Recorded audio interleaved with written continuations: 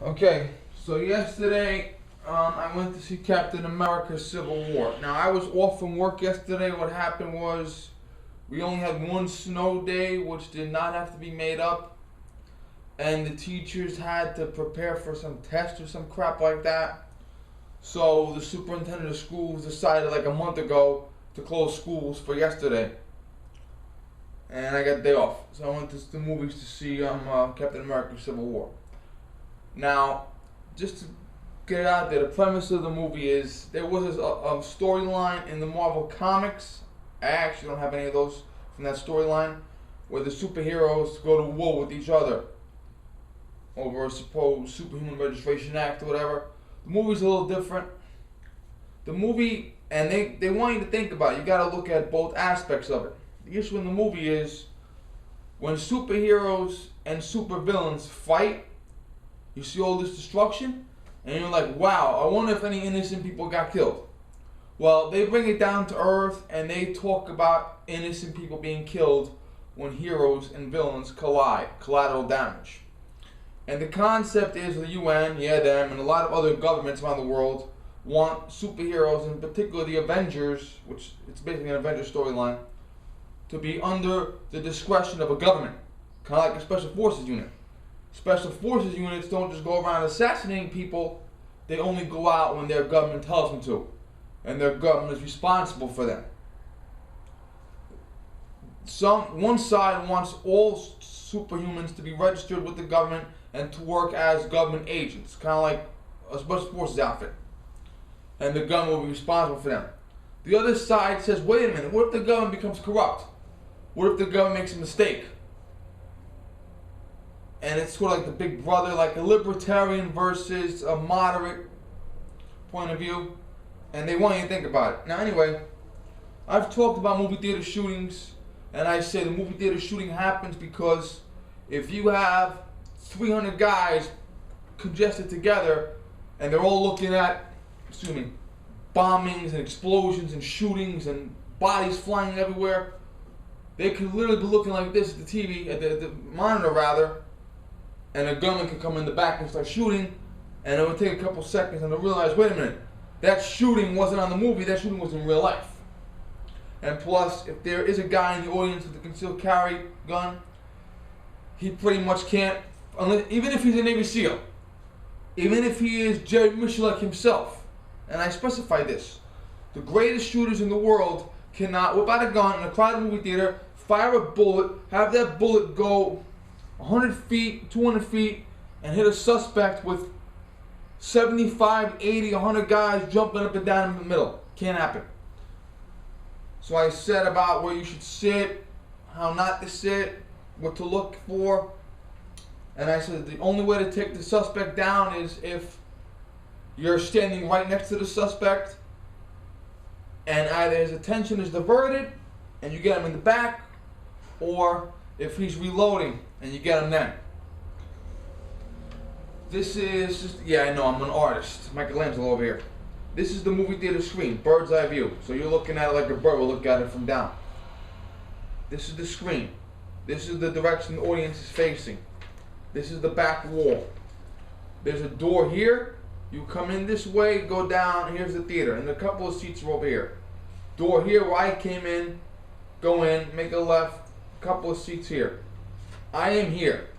I am in the first seat of the back row,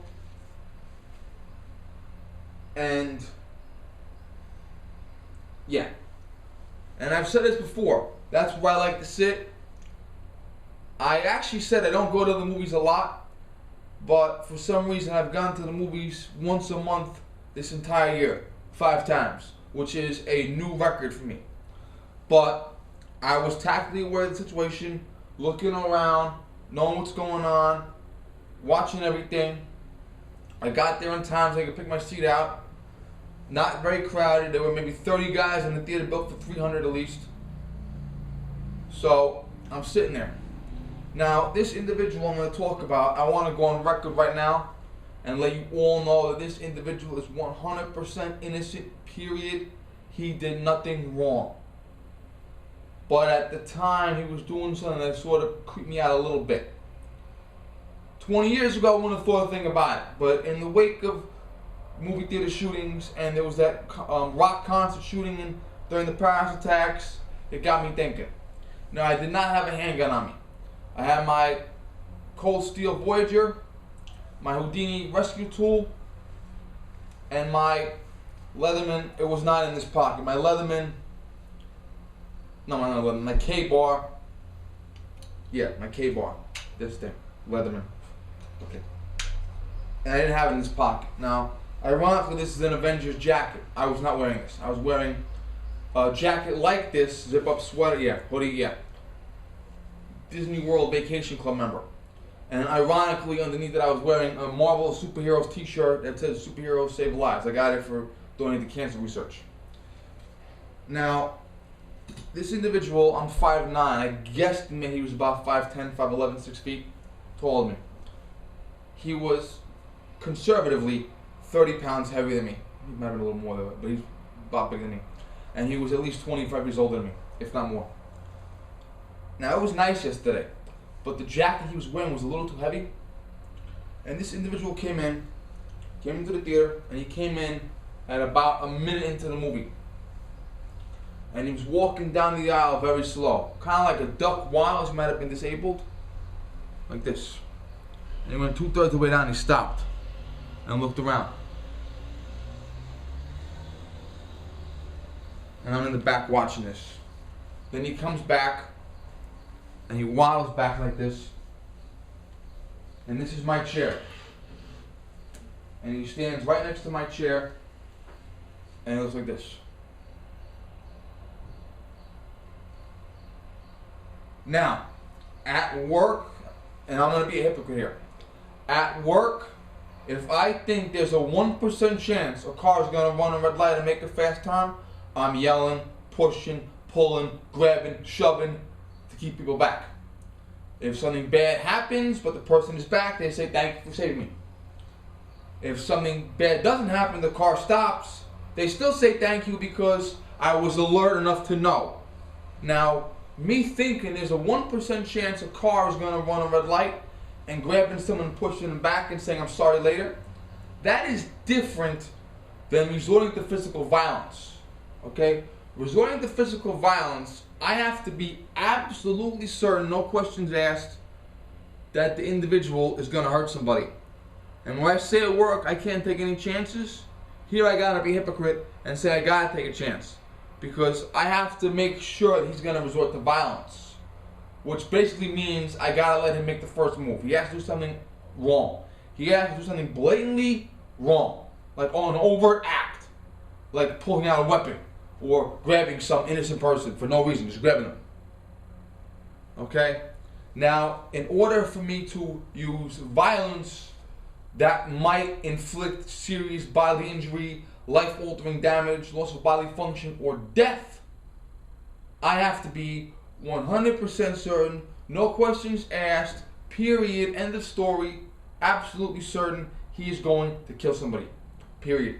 I have to have no doubt in my mind that I'm going to whip out a knife and stab this guy, because if I don't do it, he's going to get a gun out and kill everybody in this fucking theater. Okay? Now, the entire time this happened, I did not move a muscle. I sat in the theater seat with my hands like this. I'm like out here. You can see out here. And I just sat like that. And my hands are fast. My hands are faster than a snake. I've done it. I can move my hands fast. I can outrun a car. And in my mind's eye, I was playing out the scenario. If this guy pulls out a weapon, I'm gonna go after him. I'm not, even though the back door is right here, I'm not leaving. If this guy does something crazy, I am gonna stop him. And I thought to myself, I said, if it's a theater shooting, take this and basically defend yourself, or defend the theater from him. Now that would mean that a lot of people in the theater might not see what's going on. They might see me attack him. They might think that I'm the suspect. They might jump on top of me. I guarantee you a lot of guys are going to run out of there trampling, punching, beating the shit out of each other to get out of there. I would have had to probably leave the theater to call for backup. And when the police came, it's entirely possible someone might have had a different story. And I would have had to tell the police, look, this guy took out a weapon and went like that at somebody. And I had to run after him and stab him in the throat because he had a knife in his hand, he had a gun in his hand, or he had, the fucking gun was in his hand basically. Or he already fired a shot, and as he fired a shot across that way, I had him standing this way. Okay? And I would have had to have a lawyer. And I'm not in the police union. So I would not be entitled to their lawyer. Maybe the commission would give him to me, but I would not be entitled to him. I would be an off-duty peace officer that is doing something on my own, not in the line of duty at all. And they would be able to tell me, get your own lawyer. I would have to fill out a ton of paperwork. I would have to give testimony to a jury, or grand jury, or a judge. I might even be put on indefinite suspension until the case was cleared without pay. Okay, so there was a long, drawn-out process to the end of this. Now, if it turned out that he had a gun in his hand and he fired a shot and his prints were on the gun and they run his background check and he's got 1,000 felonies on him and he's domestic violence and drugs and psychotic shit, then I would have been the greatest hero in the world. But if it turned out that I did something fucked up, I would have been worse than Hitler. So this is about a minute into the movie. It was like as the movie was starting, and I think I missed the first 30, 45 seconds of the movie. Watch this guy, but whatever. And the entire rest of the movie, if a guy got to go to the bathroom, I looked and looked.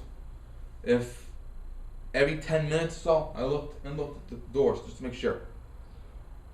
Most likely scenario, this individual was looking for somebody that was in the theater, or he had been in the theater for the previous showing and said, oh shit, I forgot, so let me go back inside and look for it. There weren't a lot of ushers in the middle of the day. You know how you go to the theater and they were roped off and like, where's your fucking ticket? Okay, it's conceivable for you to go outside, be like, ah shit, I forgot one thing, and walk back into the theater without being seen by anybody, okay? So most likely this guy was just in the wrong place at the wrong time, doing something totally legal. Okay, no problem at all. But in light of recent events, you're thinking, holy shit, what the fuck is going on here? And there's times you could be out jogging and see a guy who looks creepy. You could be out jogging and he could see you and you could look creepy to him. Okay, you could see a guy in a bad neighborhood at 2 o'clock in the morning that's 3 times your size. Okay, and he might be a total gentleman. Okay, now my advice to you, be aware of your situation, period. Always look, always think in your mind what's going to happen. I'm going to grab my child and run out the door. I'm going to jump on top of the old lady to shield her from the gun blast or whatever the fuck it is. Or I'm going to hit the alarm, or I'm going to scream, I'm going to get out, or, okay? Always think in your mind what you're going to do. But, literally, do not take the first step, period, unless you are absolutely sure there is no alternative.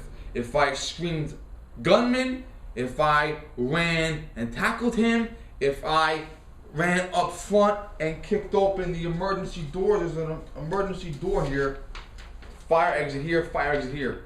If I pick them open, okay, I'm going to have a lot of explaining to do.